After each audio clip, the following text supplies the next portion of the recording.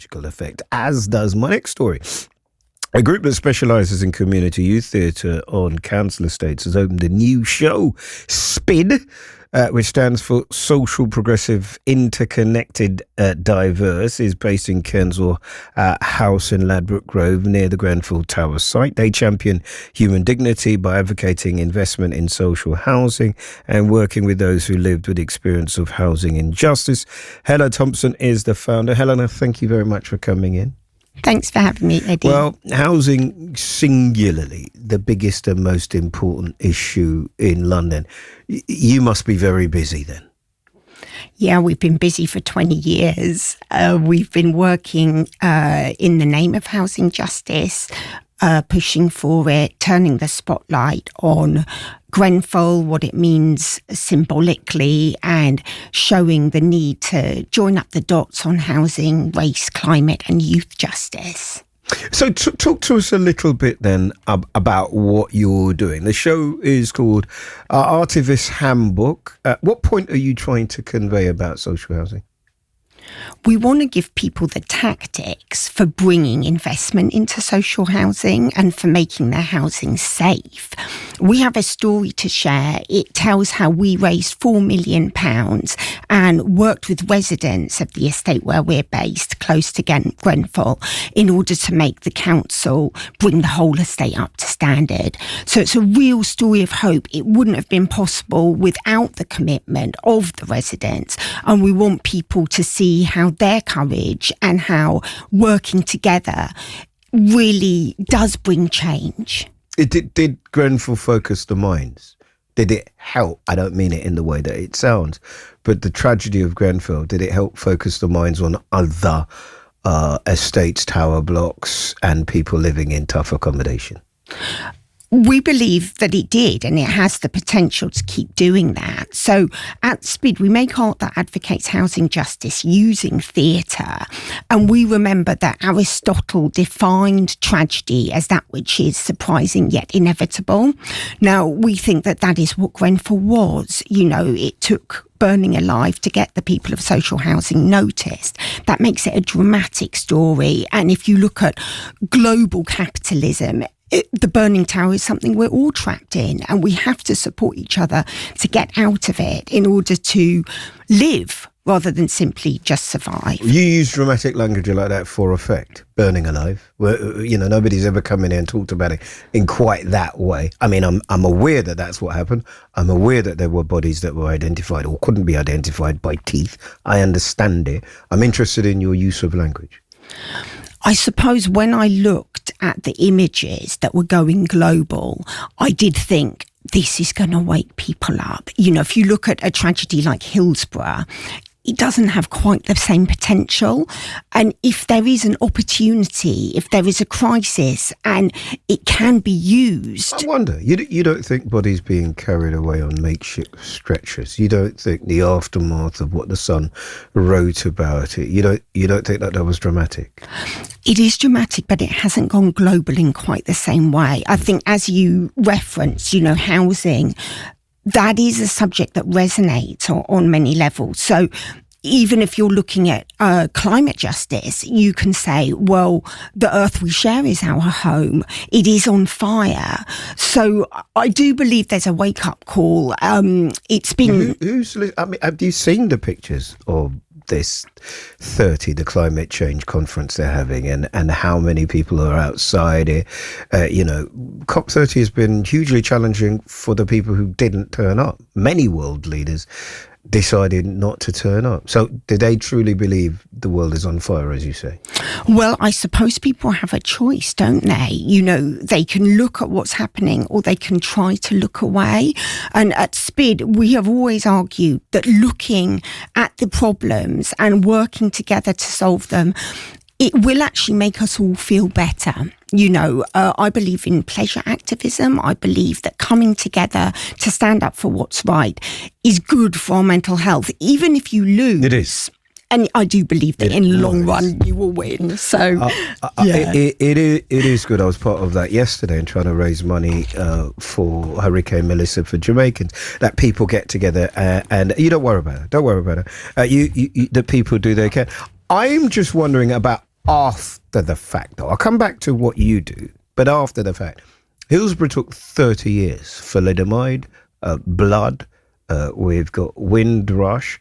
Justice doesn't come in 5 minutes. We're sort of 7 or 8 years into it now for justice, which ultimately, if you lose someone, lose your house, is what you were seeking. It looks like many different things, and it's a long time in coming.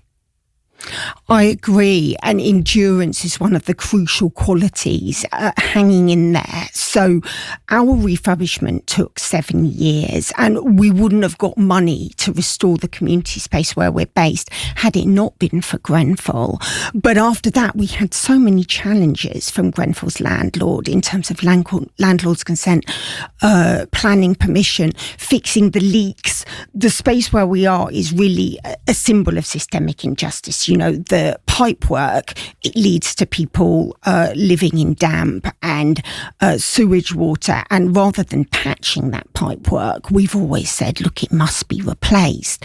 Finally, that is what is happening. You know, we've secured our compensation, and due to the residents' courage, the whole estate is being invested in and being brought up to standard. On that, the Royal Borough of Kensington and Chelsea have said, following mediation, the council and SPID reached agreement on SPID's claim.